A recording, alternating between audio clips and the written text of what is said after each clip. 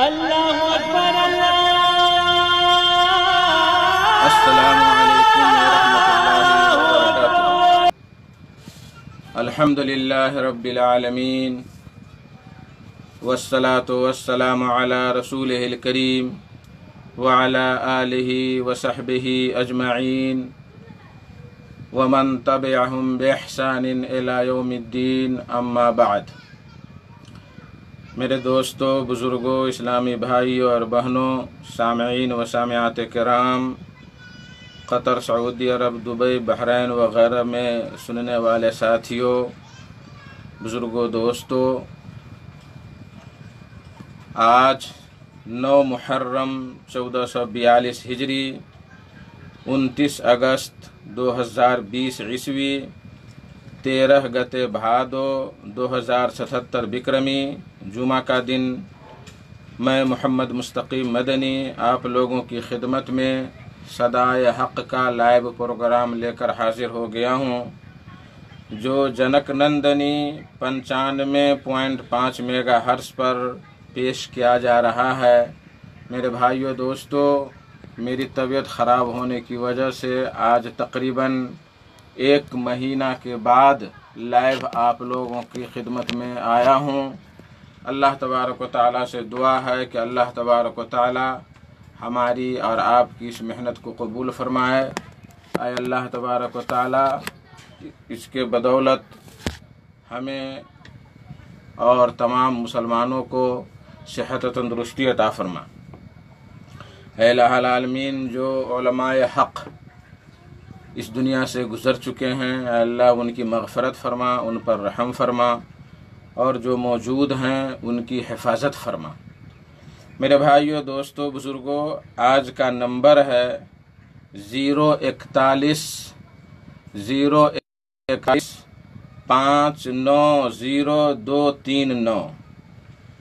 آج کا آپ لوگ جس پر سوال کریں گے وہ ہے اسٹوڈیو کا نمبر 041 590 یعنی 590239، 041 590 اس پر آپ ہمیں جڑ سکتے ہیں اور سوالات کر سکتے ہیں۔ اللہ تبارک و تعالی ہمیں اور آپ کو اور سارے مسلمانوں کو نیکی کرنے کی توفیق عطا فرمائے، اور جو مشاکل ہیں ہمارے اوپر ان مشاکل کو دور فرمائے۔ میرے بھائیوں، دوستوں، 041 590 پہ فون کر کے ہم سے آپ جڑ سکتے ہیں۔ ابھی بہت سارے بھائی جڑے ہیں فیس بک پہ۔ اچھا، اور ہمارا یہ پروگرام فیس بک پر بھی آپ دیکھ سکتے ہیں، سن سکتے ہیں۔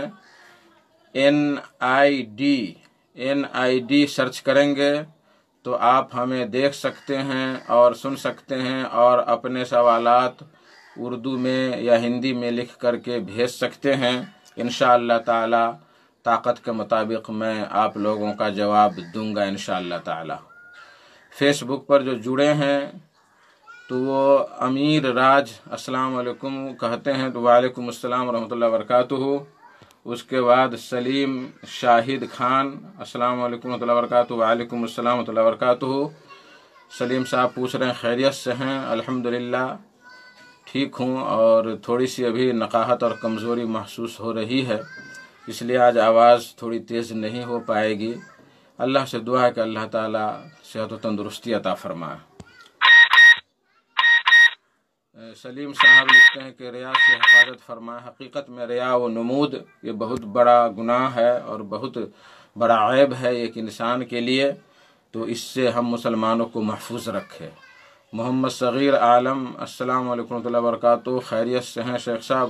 وعلیکم السلام ورحمۃ اللہ وبرکاتہ۔ ہاں، ہم خیریت سے ہیں اور آپ لوگ بخیر ہیں، اللہ تعالی ہم سب کی حفاظت فرمائے۔ میرے بھائیو، دوستو، نیپال سے میرا نمبر ہے 041 590 041 یعنی 041 590 239۔ اور انڈیا سے یا بدیش سے فون کرنے والے ساتھی جوڑ دیں گے نیپال کا کوڈ 00977000977، پھر اس کے بعد 41، پھر اس کے بعد 590239 جوڑ دیں گے۔ اس سے آپ ہم تک پہنچ سکتے ہیں اور آپ کے سوالات ہم تک آ سکتے ہیں۔ جب تک کسی بھائی کا سوال نہیں آ رہا ہے تب میں قطر سے آئے ہوئے 1 ماہ قبل کے کچھ سوالات کے جوابات دینے کی کوشش کروں گا۔ کچھ سوالات قربانی کے سلسلے میں تھے جن کو میں نہیں پیش کر پاؤں گا، اس لیے کہ اس کا ٹائم ختم ہو گیا ہے۔ تو لکھتے ہیں، ہاں ہیلو، کون کہاں سے؟ ہیلو، ریڈیو کی آواز کم کر لیجئے تب اچھا رہے گا، ریڈیو کی آواز کم کر لیجئے۔ ہیلو،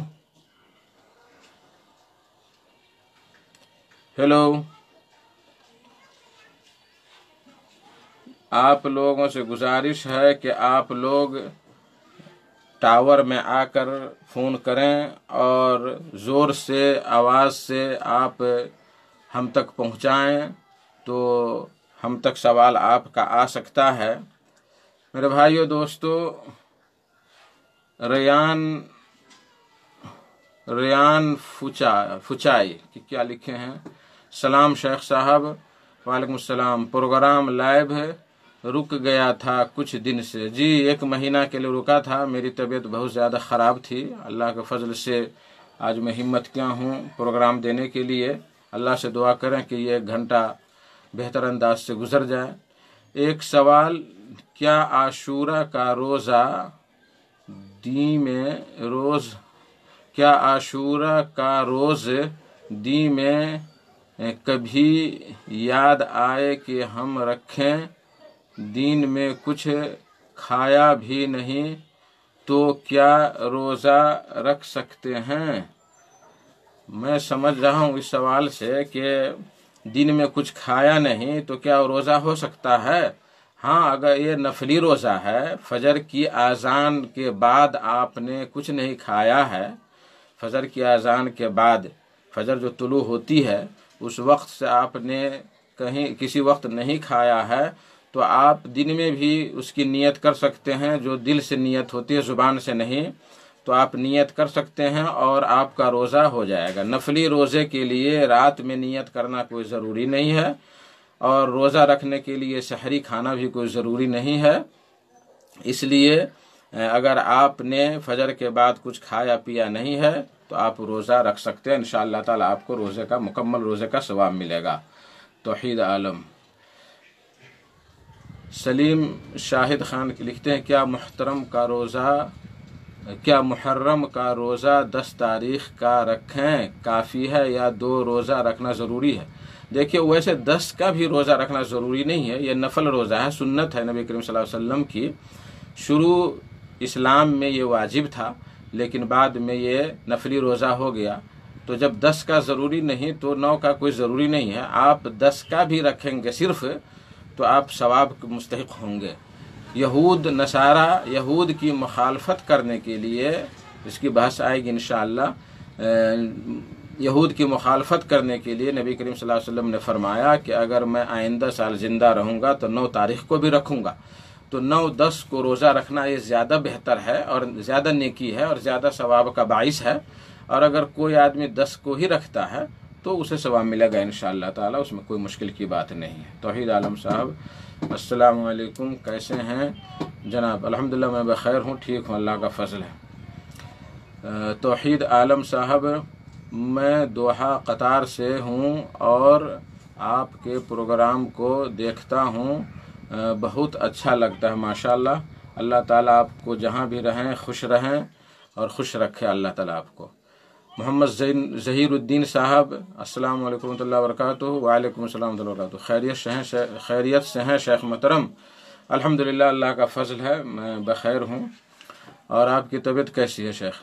اللہ پاک آپ کو ہم وقت خوش و خرم رکھے، صحت و عافیت کے ساتھ رکھے، اور رب العالمین آپ کو اپنے حفظ و امان میں رکھے، آمین۔ سارے مسلمانوں کو اللہ تعالیٰ اپنے حفظ و امان میں رکھے، اور ہر مصیبت و بلا سے دور رکھے۔ سوال کریں، میرا سوال ہے محرم کے مہینے میں 10 یا 9 محرم کو روزہ کرنا کیسا ہے؟ 9 اور 10 کو روزہ رکھیں گے، پہلے 9 کو رکھیں گے، اور انڈیا نیپال میں آج 9 ہے تو آج بہت سارے بھائی روزہ سے ہیں، اور کل 10 ہے تو 9 اور 10 کو روزہ رکھیں جو ہم نے بھی بیان کیا ہے۔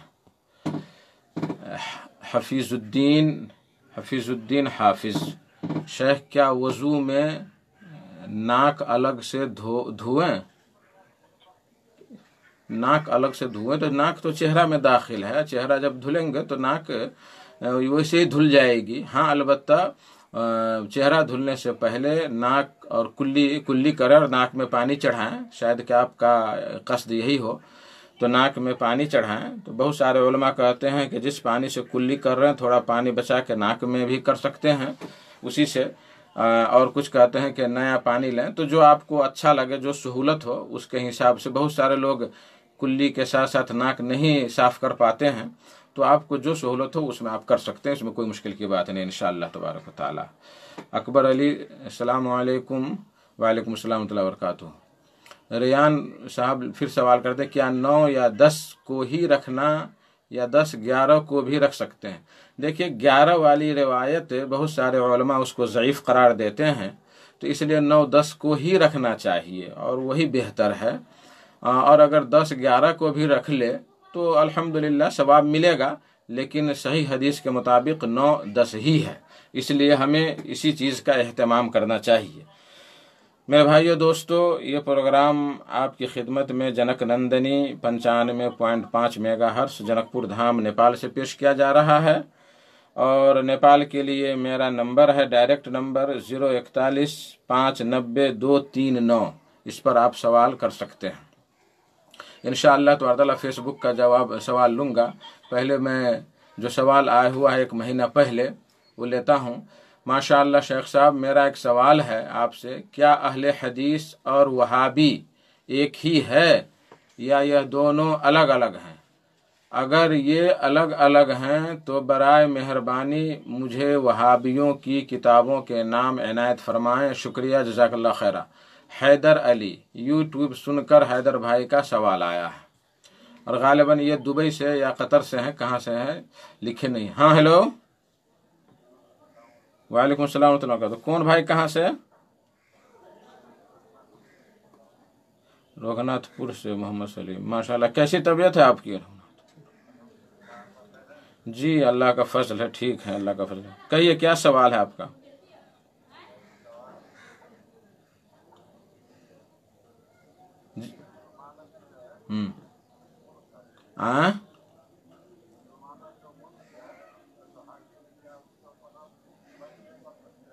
مسلمانوں کا ملک ہے اور اس کا حاکم ہے، اس سے ہم بیعت کر سکتے ہیں، یہ پوچھ رہے ہیں؟ اور واضح کریں سوال کو۔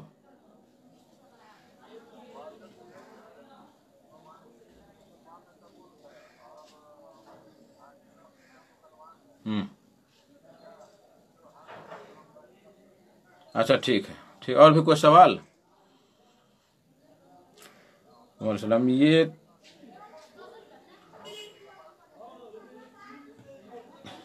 یہ تھے رگھناتھ پور دھنوشا سے مولانا سلیم صاحب، بیچارے بیمار ہیں زمانہ سے، اللہ تعالیٰ ان کو شفا عطا فرمائے اور ان کی مصیبت کو دور کرے، اور بہت ہی FM سنتے ہیں اور پروگرام سنتے ہیں، اللہ تعالیٰ ان کی محنت کو قبول فرمائے، آمین۔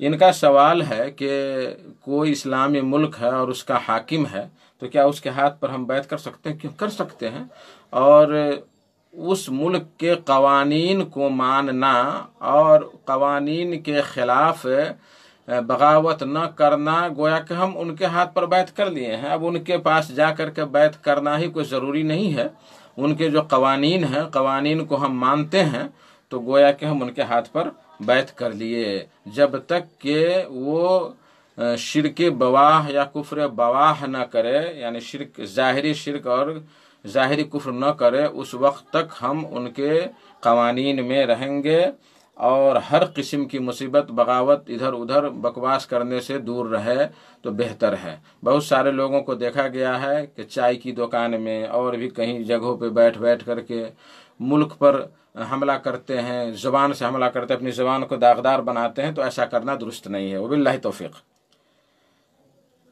تو میرے بھائی اور دوستو، یہ حیدر بھائی کا سوال ہے۔ ہاں ہیلو، کون بھائی کہاں سے؟ وعلیکم السلام ورحمۃ اللہ۔ کون بھائی ہیں کہاں سے؟ اچھا اچھا، رضوان کٹیا، ہاں بولیے۔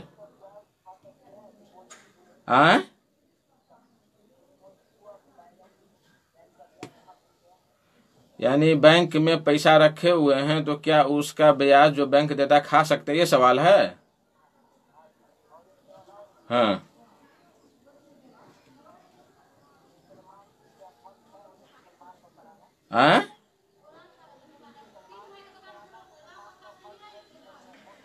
یعنی ختنہ کرانا فرض ہے کہ نہیں؟ اچھا ٹھیک ہے ٹھیک۔ یہ تھے دھنوجی کٹیا سے رضوان صاحب، ماشاءاللہ یہ بھی پروگرام بہت سنتے ہیں، اللہ تبارک تعالیٰ ان کی محنت کو قبول فرمائے۔ بینک کا سود کھانا جائز ہے کہ نہیں جائز ہے، ان کا پہلا سوال آیا۔ تو دیکھیے، سود کسی کا بھی ہو، کہیں کا بھی ہو، آپ مور کے مالک ہیں، جو اصل پیسہ آپ کا ہے اس پیسہ کے آپ مالک ہیں، اس کے علاوہ جو فالتو پیسہ ہے جو سود کے نام پر چاہے انٹرسٹ کے نام پر ہوتا ہے، اس کا کھانا جائز نہیں ہے۔ تو سوال پیدا ہوتا ہے کہ بینک کا سود کہاں جانا چاہیے؟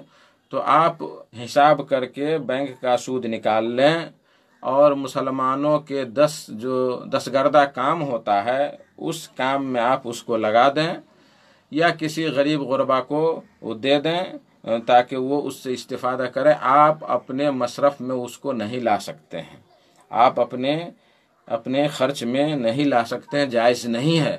بہت سارے لوگوں کو دیکھا گیا ہے کہ بینک میں پیسہ رکھتے ہیں، اس بینک میں رکھتے ہیں جس میں سود کا در زیادہ ہوتا ہے، اور اس کا سود کھاتے ہیں۔ یہ قطعاً جائز نہیں ہے، حرام ہے بالکل۔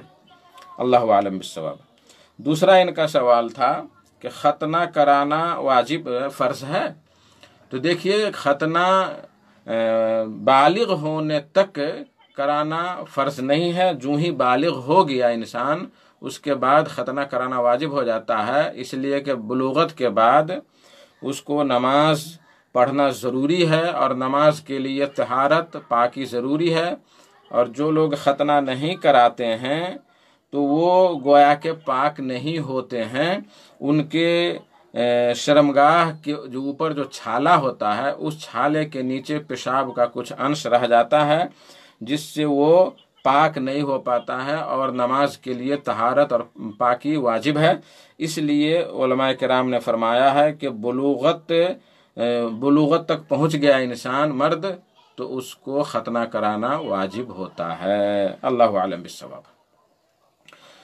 میرے بھائیو دوستو، 041590239 یہ آپ کے سامنے کھلا ہوا ہے اسٹوڈیو کا نمبر، آپ اس پر فون کر کے ہم سے جڑ سکتے ہیں، اور فیس بک پر بھی جڑ سکتے ہیں۔ اکبر علی، السلام علیکم۔ وعلیکم السلام ورحمۃ اللہ وبرکاتہ۔ ریان پھر لکھے ہیں کہ کیا 9 یا 10 کو ہی رکھنا ہے یا 10-11 کو؟ اس کا جواب مل گیا آپ کو۔ عاشق آوارہ، السلام علیکم ورحمۃ اللہ وبرکاتہ۔ وعلیکم السلام ورحمۃ اللہ وبرکاتہ۔ ماشاءاللہ عجیب و غریب لوگوں کا نام سب ہے۔ امان بادشاہ، حدیث میں ہے کہ عورت اور مرد کا نماز ایک جیسا ہے، کیا مرد کے جیسا عورت بھی قرات کے ساتھ فرض نماز پڑھ سکتی ہے؟ السلام علیکم۔ وعلیکم السلام ورحمۃ اللہ وبرکاتہ۔ ہاں، اس سے پہلے بھی میں نے مفصل جواب دیا تھا کہ مرد اور عورت کی نماز میں کوئی فرق نہیں ہے، دونوں کی نماز بالکل ایک طرح ہے۔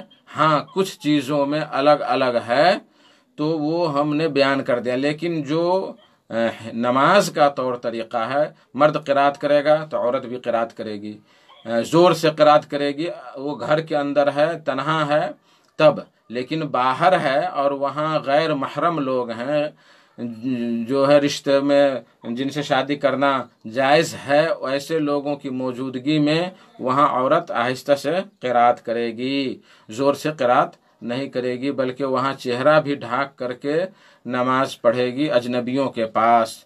تو اس سے پتہ چلا دونوں کی نماز میں کوئی فرق نہیں ہے۔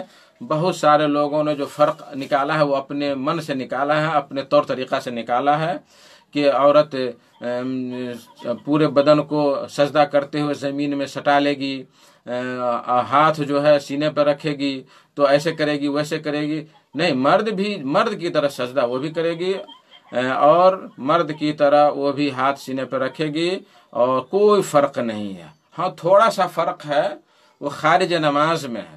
جیسے اکیلے عورت 2-3 مرد ہیں تو ایک امام بنے گا اور بیچ میں مرد لوگ کھڑے ہوں گے، اور اکیلے تنہا عورت صف کے پیچھے کھڑی ہو سکتی ہے، کوئی مشکل کی بات ہے، وہ تنہا ہی اس کی مکمل صف ہو جائے گی۔ لیکن اگر مرد جماعت کے ساتھ ہے اور آگے جگہ خالی ہے تو اس کو پیچھے اکیلے اس کی نماز نہیں ہوگی۔ اللہ عالم بالصواب۔ محمد صغیر، میرا سوال تھا کہ 10 یا 9 محرم کو جلسہ کرنا کیسا ہے؟ 9 یا 10، یہ جلسہ کہاں سے آ گیا پھر یہ مصیبت؟ دیکھیے، جلسہ جلوس یہ ساری چیزیں جو ہے یہ اسلام میں نہیں ہے، اور یہ پتہ نہیں پھر یہ ایک نئی بدعت کو ایجاد کرنا یہ ایک الگ مصیبت ہے۔ یہ کچھ لوگوں نے یہ کہہ دیا ہے کہ ہم اپنے علاقے والوں کو تعزیہ دہا میں نہ جانے کے لیے گاؤں میں ایک چھوٹا سا پروگرام کرتے ہیں تاکہ لوگ اس میں مشغول رہیں اور غلط کام میں نہ جائیں۔ اگر اس نیت سے کوئی جلسہ جلوس کر رہا ہے تو کچھ حد تک ٹھیک ہے، لیکن اس پر استمرار نہیں ہونا چاہیے، ہر سال نہیں ہونا چاہیے، تاکہ ہمارے بچے یہ نہ سمجھ لیں کہ یہ جلسہ جلوس 9-10 کو کرنا واجب ہے۔ تو ان ساری چیزوں سے آدمی کو پرہیز کرنا چاہیے، اور ہمیں خطبہ میں ہر جگہ اعلان کرنا چاہیے کہ اس طرح سے ہمیں 9 اور 10 محرم کو روزہ رکھنا ہے۔ اکبر علی، میں کویت سے بات سن رہا ہوں، ماشاءاللہ۔ دیکھیے، دنیا میں لوگ سن رہے ہیں اور اللہ کے رسول صلی اللہ علیہ وسلم کی باتیں ہر جگہ جا رہی ہیں، الحمدللہ۔ توحید عالم، کیا فون پہ نکاح کر سکتے ہیں؟ یہ کہاں تک صحیح ہے یا غلط ہے؟ دیکھیے، آج کل تو ایمو ہے اور فیس بک ہے، لائیو فیس بک، تو اگر ایمو پر دونوں طرف سے ادھر کی مجلس اور ادھر کی مجلس کو لوگ دیکھ سکتے ہیں، دلہا دلہن کو دیکھ سکتے ہیں اور آواز اچھی طرح سن سکتے ہیں، تو اس طرح کرنا جائز ہے، کوئی مشکل کی بات نہیں ہے، اس پہ نکاح ہو سکتا ہے۔ فون پہ اگر آواز آپ پہچان رہے ہیں کہ یہ لڑکی کی آواز ہے، فلاں لڑکی کی جسے شادی مقصود ہے، اور یہ لڑکا کی دلہا کی آواز ہے، اس طرح سے اگر آپ سمجھ سکتے ہیں کہ ہاں یقینی طور پر انہی لوگوں کی آواز ہے، تو انشاءاللہ تبارک تعالی فون پر بھی نکاح ہو سکتا ہے، اس میں کوئی حرج کی بات نہیں ہے۔ لیکن اس سے بہتر ہے کہ لائیو آپ کر کے اور آپ ویڈیو کال کر کے ویڈیو پر آپ نکاح کریں تو وہ زیادہ بہتر ہے۔ ارمان بادشاہ کا سوال ہے، حدیث میں ہے کہ عورت، پھر اسی سوال کو دیکھیے میرے بھائی فیس بک والے بھائی، ایک سوال کو بار بار نہ دہرائیں، میرے پاس ٹائم بہت کم ہے اور بہت سارے سوالات کے جوابات دینے ہیں، اس لیے نیا سوال لائیں اور ایک آدمی ایک ہی سوال کرے، آئندہ انشاءاللہ تبارک و تعالی پھر آپ سوال کر سکتے ہیں۔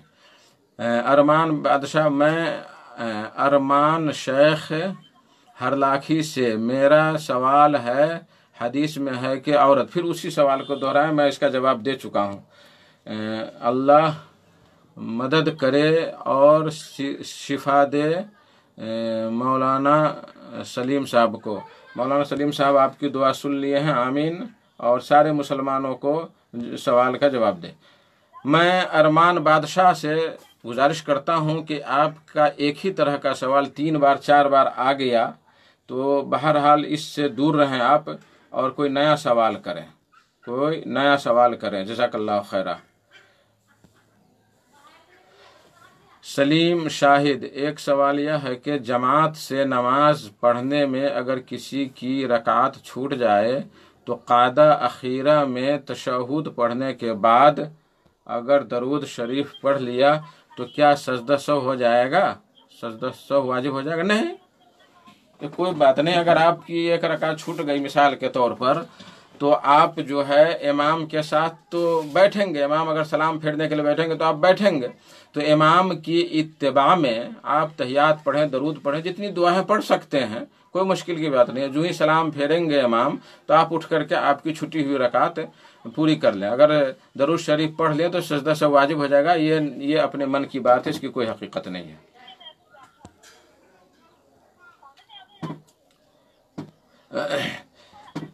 یہ پھر فیس بک پر اللہ المستعان، آج فیس بک والے ہی سب ٹائم لے لیں گے لگ رہا ہے کہ محمد ابول سلام شیخ صاحب، اللہ آپ کو عافیت سے رکھے. یہ فیس بک لائیو کے ذریعے ہم سب نے بہت دینی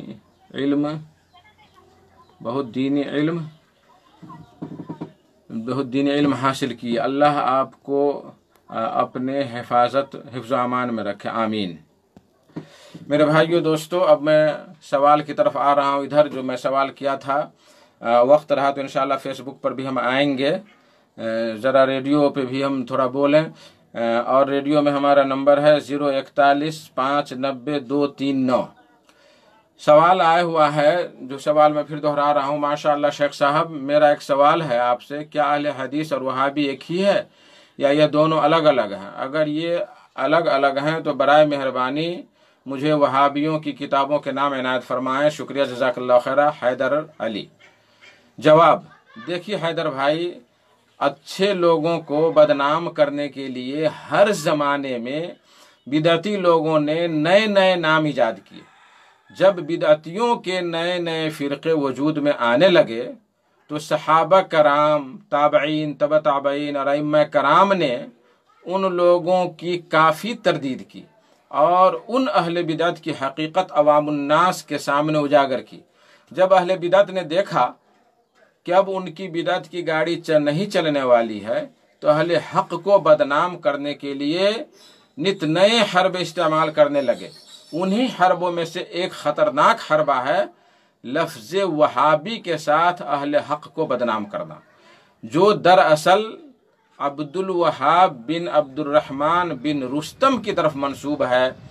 اس کے بارے میں انسائکلوپیڈیا نے لکھا ہے کہ ہوا عبد الوہاب بن عبد الرحمن بن رستم بن بہرام بن سام بن کسرا من الفرس، ولد فی سنہ 784 عیسوی. کہ عبد الوہاب بن عبد الرحمن بن رستم بن بہرام یہ فارس سے ہیں، جو 784 عیسوی میں پیدا ہوا. اسس عبد الوہاب بن عبد الرحمن بن رستم الحرکہ الوہابیہ. میں اردو ہی میں ترجمہ کر دوں اس لیے کہ وقت کی قلت ہے. کہ عبد الوہاب بن عبد الرحمن بن رستم نے وہابی اباضی نام کا ایک فرقت بنایا، اس کی تاسیس کی، جو دوسری صدی ہجری میں تقریباً 100 ہجری پر گیا تو، اور دوسری ہجری میں جب داخل ہوا تو اس نے جو ہے ایک فرقہ وہابیہ کے نام سے اس نے تاسیس کی. کب، کہاں پہ؟ شمال افریقہ میں. اور اس نے حج کو اور جو ہر چیز ہے اس کو، نماز، روزے وغیرہ سب کو اس نے باطل قرار دیا. اور جزائر کے علماء اور ان کے درمیان بہت بڑی جنگیں ہوئی، اور یہ شخص جو ہے 832 عیسوی میں مر گیا 197 میں. آپ دیکھ سکتے ہیں اس کو، اخبار الائمہ رستمیین، دار الغرب الاسلامی، صفحہ 28 وما بعدہ. اس اقتباس سے پتہ چلا کہ بدنام زمانہ عبد الوہاب بن عبد الرحمن بن رستم نے اپنے گروپ کا نام وہابی اباضی رکھا، جو بعد میں وہابیہ کے نام سے مشہور ہوا. چونکہ ان لوگوں نے حج اور اسلامی شعائر، نماز، روزہ، زکوٰۃ وغیرہ کو کل عدم قرار دے دیا تھا، اس لیے اس گروہ کے بارے میں عوام الناس میں کافی غم و غصہ پایا جاتا تھا۔ تو اس زمانے سے اب تک جس کسی کو طعن و تشنیع کا نشانہ بنانا مقصود ہوتا تو اس کو وہابی کہہ دیا جاتا، بس عوام الناس اس سے نفرت کرنے لگتے۔ اسی طرح سے ایک زمانہ گزر گیا، ایک مدت گزر گئی۔ پھر جب حجاز کی سرزمین پر اللہ تبارک و تعالیٰ نے 12ویں صدی ہجری میں ایک نیک مصلح شخص محمد بن عبد الوہاب بن سلیمان التمیمی رحمہ اللہ کو بھیجا اور ان کی دعوت توحید مشہور ہوئی اور لوگ جوق در جوق اس میں داخل ہونے لگے، تو عثمانی خلافت کے قبر پرستوں کو ایک آنکھ نہ بھائی اور ان لوگوں نے شیخ محمد بن عبد الوہاب رحمہ اللہ کی دعوت اصلاح کو وہابی کی دعوت یا فرقہ وہابیہ کہنا شروع کر دیا، تاکہ عوام الناس ان کی اصلاحی دعوت سے متنفر ہو جائیں، اور کچھ حد تک وہ لوگ اپنے اس مقصد میں کامیاب ہوئے۔ پیٹ، جیب، روٹی بہتوں کو راہ حق سے بھٹکا دیتی ہے، جو ان بدعتیوں نے کیا۔ حیرت کی بات ہے، ان بدعتیوں نے ان کی دعوت کی تحریک کو محمدی نام نہیں رکھا بلکہ وہابی کہنا شروع کر دیا، جو لفظی طور پر ایک صریح غلطی ہے، کیونکہ محمدی کہتے تو مقصد میں کامیابی حاصل نہیں ہوتی، اس لیے وہابی کہنا شروع کر دیا۔ اس سلسلے میں انسائکلوپیڈیا والے نے لکھا ہے، اس کا میں ترجمہ کر رہا ہوں کہ حاسدوں نے امام محمد بن عبد الوہاب کی دعوت پر لفظ وہابی کو چسپاں کر دیا، جبکہ محمد بن عبد الوہاب یہ حنبلی مذہب کے ماننے والے تھے، اور ان حاسدوں نے اس لفظ کو عبد الوہاب بن رستم سے لیا اور امام محمد بن عبد الوہاب پر چسپاں کر دیا اور اس کی دعوت پر اس کو چسپاں کر دیا، حالانکہ محمد بن عبد الوہاب کی دعوت خالص توحید اور شرک کے خلاف تھی۔ میرے بھائیو، دوستو، سامعین کرام، مختصراً یہ کہ جب توحید و سنت کی دعوت ہندوستان میں پھلنا پھولنا شروع ہوئی، اور چونکہ یہی لوگ انگریز کے خلاف برسر پیکار تھے، تو ان انگریزوں نے ان مجاہدین آزادی کو وہابی کہنا شروع کر دیا تاکہ عام مسلمان ان سے نفرت کرنے لگیں، اور اس کا اتنا شور و غوغا کیا گیا کہ لفظ وہابی ایک گالی بن گیا۔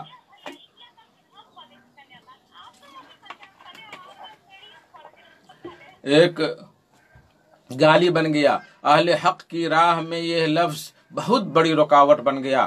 اب چونکہ انگریز کے زمانہ میں قبر کی پوجا عام تھی، اس لیے ان قبر پرستوں کو اہل حق کو بدنام کرنے کے لیے پکی پکائی روٹی مل گئی، اور یہ لوگ مجاہدین آزادی اور اہل توحید کو وہابی کہہ کر بدنام کرنے میں کوئی کسر نہیں چھوڑی، اور اب تک اس بری چیز کی ہوا اہل حق اہل توحید کے خلاف جگہ با جگہ چلتی ہی رہتی ہے۔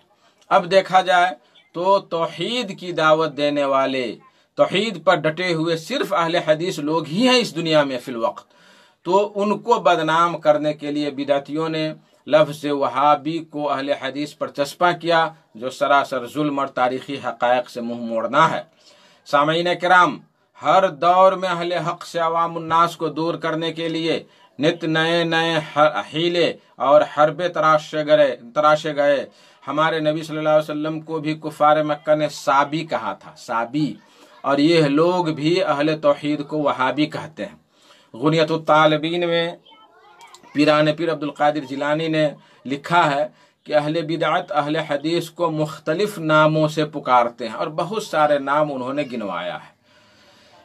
اس تفصیل جو میں نے بیان کیا، اس کے مطابق اہل بدعت کی نگاہ میں تو اہل حدیث اور وہابی ایک ہی ہیں، اور اگر آپ ان کی کتابیں چاہتے ہیں تو ان کی کتاب سب سے پہلے قرآن مجید ہے، پھر بخاری ہے، مسلم ہے، ابو داؤد ہے، ترمذی ہے، نسائی ہے، ابن ماجہ ہے، مسند احمد، احادیث کی ساری کتابیں، یہ سب اہل حدیث اور وہابی کی کتاب ہے، اگر آپ ان کو وہابی کہتے ہیں تو۔ اور جو مسئلہ قرآن و صحیح حدیث سے ثابت ہو وہی اہل حدیث کا منہج اور اسی پر اس کا عمل ہے۔ امید کے سائل کو اپنے سوال کا جواب مل گیا ہوگا۔ اللہ اعلم بالصواب۔ میرے بھائیو دوستو، میرا وقت जल्दी से ख़त्म हो रहा है और स्टूडियो का नंबर 041-590-239 खुल गया है। आप उस पर फ़ोन करके हमसे जुड़ सकते हैं। हाँ, हेलो, कौन भाई, कहाँ से? वालेकुम सलाम रहमतुल्लाह। हाँ, अच्छा, शहीद नगर से। कौन, कहाँ, क्या नाम है? अच्छा, जमीर नदाफ जी। जी, क्या सवाल है आपका?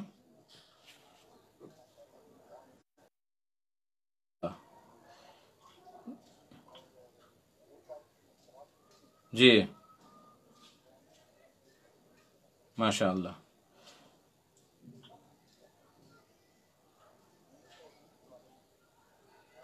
जी जी जी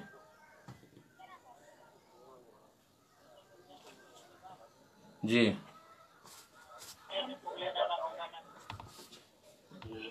जी जी जी, बोलिए।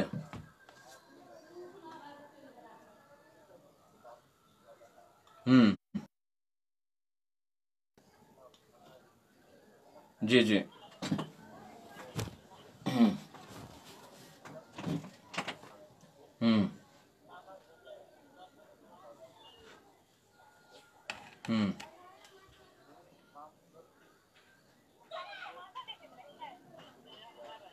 हम्म हम समझ गए बात को, समझ गए बात को। हाँ, थोड़ा मुख्तसर करें। समझ गए बात को। ये लगभग रमज़ान से ही प्रोग्राम चल रहा है। सवाल इस तरह आ गया, इसलिए मैंने इसका जवाब दिया है। इसमें किसी पर कोई टिप्पणी नहीं है और आपकी राय बहुत अच्छी है, माशा अल्लाह, अल्हम्दुलिल्लाह। अल्लाह आपको जज़ाय खैर दे। और आप प्रोग्राम सुन रहे हैं। ये शहीद नगर से ज़मीर नदाफ साहब थे। बड़ा अच्छा मशवरा दे रहे थे कि फ़िरक़ा वाली बातें न करें। अल्हम्दुलिल्लाह, अच्छी बात है। और मैं अपने प्रोग्राम में कि आज तक, एक रमज़ान से लेकर अभी तक, हमको नहीं लग रहा किसी आलिम ने फ़िरक़ा वाली बात कही। अब चूंकि सवाल आ गया है तो उसका तो जवाब हमें देना पड़ेगा। और इस जवाब में भी कहीं पर किसी को डायरेक्ट नहीं छुआ गया है, बल्कि हमने उमूमी बात की है कि कैसे क्या हकीकत है। तो बहरहाल ये बात थी। और ये ज़मीर नदाफ साहब हमारे प्रोग्राम में शरीक हुए हैं। अल्लाह तबारक तआला इनको जज़ाय खैर दे। देखिए, मोहम्मद अबुल साहब लिखते हैं कि हाँ, वो नसीहत की हैं दूसरों को। कुछ लोग हैं कि फेसबुक पर एक ही सवाल को 10 बार भेजे हैं। हैरत की बात है। मैं बार बार कह रहा हूँ कि एक ही सवाल को बार बार न भेजें, एक ही सवाल को बार बार न भेजें। हफीजुद्दीन लिखते हैं कि शेख, क्या औरत फ़र्ज नमाजों के लिए तकबीर इकामत देगी? हम बहुत सारे उलमा कहते हैं कि औरत तकबीर कहेगी। शेख इब्न बाज़ कहते हैं कि तकबीर इकामत औरत के लिए नहीं है। तो अगर औरत तकबीर के साथ फ़र्ज नमाज पढ़े तो कोई मुश्किल की बात नहीं है। और अगर वो किसी दूसरे आइम्मा के कौल पर अमल करते हुए अगर इकामत नहीं कहते, उसमें भी कोई मुश्किल की बात नहीं है, इंशाअल्लाह तबारक व तआला। अमर बादशाह साहब लिखे हैं कि मैं मोहम्मद अरमान फिर वही बात लिखते हैं हरलाखी से। मेरा एक सवाल है कि क्या जब बच्चे पैदा होते हैं तो उसके कान में औरत अजान दे सकती है? अगर मर्द नहीं है तो औरत अजान दे दे तो कोई मुश्किल नहीं है। औरत की आवाज़ थोड़े दूसरी तरफ जाएगी, बल्कि उसके बच्चे के कान में जाएगी। फिर उसी बात को अरमान साहब 3 बार। मेरे भाइयों दोस्तों, मैं बार बार रिक्वेस्ट कर रहा हूं कि एक ही सवाल को बार बार न दोहराएं, लेकिन आप लोग नहीं बात मान रहे हैं। हैरत की बात है। आशूरा की फजीलत के कुछ वजाहत फरमाए। मेरे भाइयों दोस्तों, एक सवाल आया हुआ है कतर से कि कुरान मजीद के पढ़ने पर एक हर्फ के बदले 10 नेकी है, तो क्या यह ख़ास है, तर्जमा समझते हो या आम कारी के लिए? जवाब, सवाल के हिसाब से कुरान मजीद को बग़ैर तर्जमा के भी कोई पढ़ रहा है तो उसको एक हर्फ के बदले 10 नेकियां मिलेंगी। हज़रत अब्दुल्लाह बिन मसूद रज़ियल्लाहु ताला अन्हु की रवायत है कि नबी सल्लल्लाहु अलैहि वसल्लम ने फरमाया کہ من قرأ حرف من کتاب، اور سوال کے حساب سے اصل کچھ قول آ جاتے ہیں اس لیے پریشانی بڑھ جاتی ہے، تو نبی کریم صلی اللہ علیہ وسلم فرمائے کہ جو ایک حرف پڑھے گا اللہ کی کتاب سے اسے ایک نیکی ملے گی، والحسر بعشر امثالها، اور ایک نیکی 10 نیکی کے برابر ہے۔ میں یہ نہیں کہہ رہا ہوں کہ الف لام میم ایک حرف ہے، بلکہ الف ایک الگ حرف ہے، لام ایک الگ حرف ہے، میم ایک الگ حرف ہے۔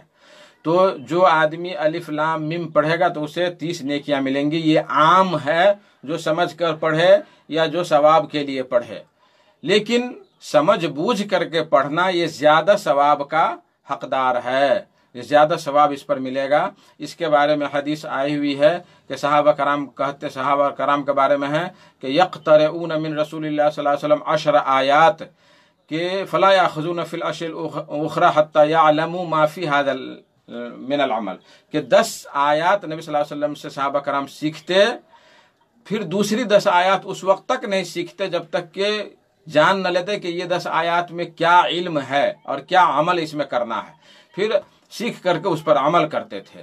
تو میرے بھائیو دوستو، اس سے پتہ چلا کہ اگر سمجھ بوجھ کر کے اگر پڑھ رہا ہے تو اسے زیادہ نیکی ملے گی، اور اگر صرف تلاوت کر رہا ہے تو اسے 10 نیکی انشاءاللہ تبارک و تعالی ملے گی۔ اور دوسرا سوال ایک اور ہے کہ تعزیہ کی شروعات کب ہوئی؟ تعزیہ کی شروعات کب ہوئی، اس پر روشنی ڈالی جائے۔ جواب، معز الدولہ شیعی نے 351-52 ہجری میں بغداد میں 10 محرم کو مارکیٹ بند کروایا اور ماتم وغیرہ کی شروعات کی، کالے لباس پہن کر نکلنے کا فرمان جاری کیا۔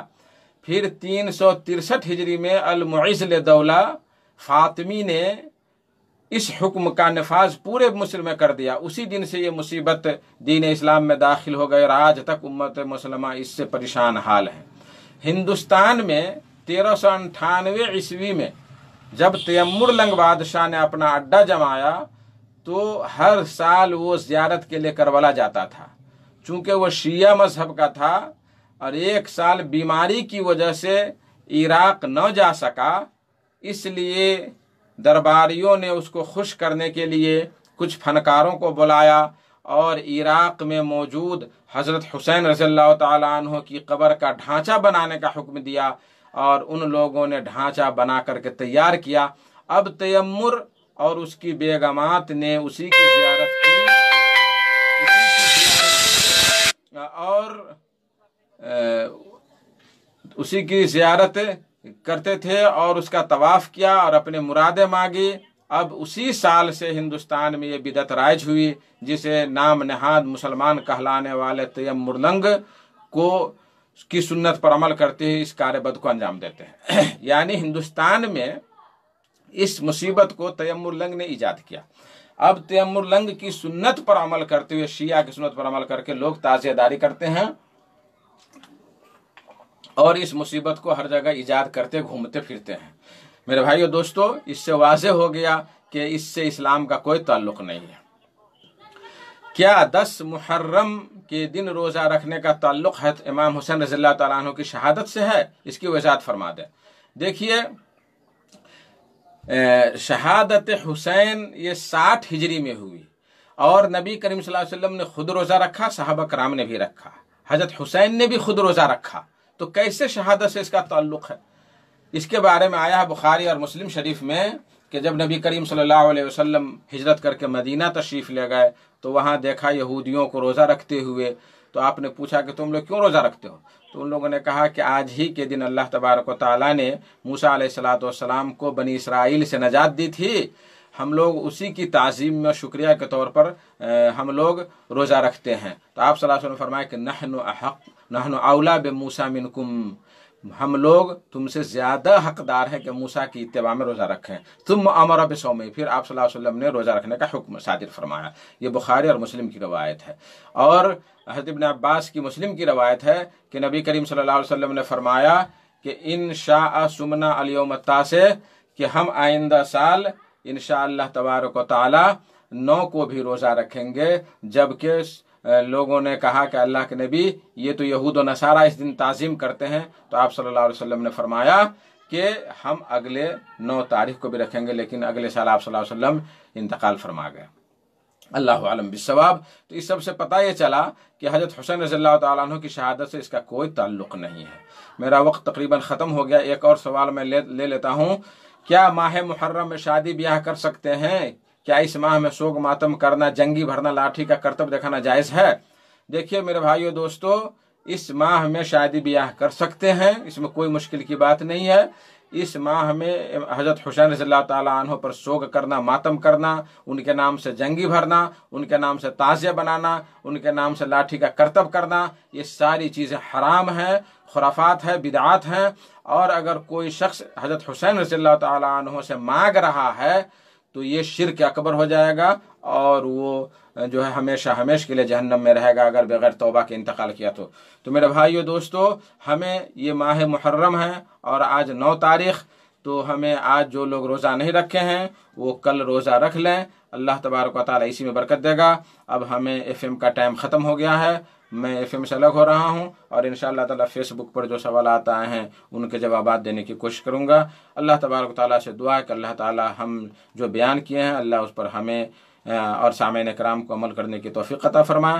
اے اللہ، جب تک ہم دنیا میں زندہ رہیں قرآن اور حدیث پر عمل کرتے ہوئے زندہ رہیں، اور جب خاتمہ ہو تو زبان سے لا الہ الا اللہ محمد رسول اللہ نکلے۔ وآخر الدعوانا الحمد للہ رب العالمین، والسلام علیکم ورحمۃ اللہ وبرکاتہ۔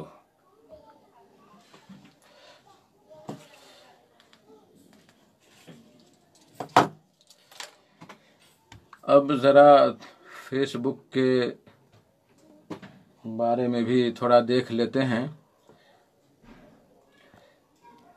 ہم نے ہلکا سا ڈال دیا، اور FM پہ الحمدللہ کئی بار ہوا ہے ماہ محرم کی فضیلت کے بارے میں۔ یہ محرم کا مہینہ یہ حرمت والا مہینہ ہے، اور اس کی بہت ساری فضیلتیں ہیں جو علماء کرام سے آپ لوگ سنتے آ رہے ہیں۔ السلام علیکم ورحمۃ اللہ وبرکاتہ۔ ماشاءاللہ میں کویت سے آپ کا لائیو دیکھ رہا ہوں، الحمدللہ، اللہ آپ کو جزائے خیر دے۔ ہاں، یہ ہم نے بلاک کر دیا، ایک اجنبی آدمی آ کر کے ڈسٹرب کیا، اس کو ہم نے بلاک کر دیا۔ حفیظ الدین حافظ صاحب کہتے ہیں شیخ کیا محرم کا روزہ چھوڑنے پر گناہ؟ کوئی گناہ نہیں ہے، محرم کا روزہ چھوڑنے پر کوئی گناہ نہیں، رکھیں گے تو ثواب ہے اور چھوڑیں گے تو کوئی مشکل کی بات نہیں ہے۔ حفیظ جزاکم اللہ خیرہ۔ اب فیس بک پر بھی سوالات نہیں ہیں اور میں آپ سے جدا ہو رہا ہوں۔ اللہ تبارک و تعالی ہمیں دین کی خدمت کرنے کی توفیق عطا فرمائے۔ اے اللہ، جو ہم نے بیان کیا اس پر ہمیں بھی اور سامعین کرام کو بھی عمل کرنے کی توفیق عطا فرما۔ اے الہ العالمین، اسی محنت اور اسی نیکی کی بدولت ہم مسلمانوں کو، علماء کرام کو صحت و تندرستی عطا فرما، اور جو علماء کرام ہمیں زندہ ہیں اللہ ان کی حفاظت فرما، آمین۔ وآخر الدعوانا الحمد للہ رب العالمین، والسلام علیکم ورحمۃ اللہ وبرکاتہ۔ اللہ اکبر اللہ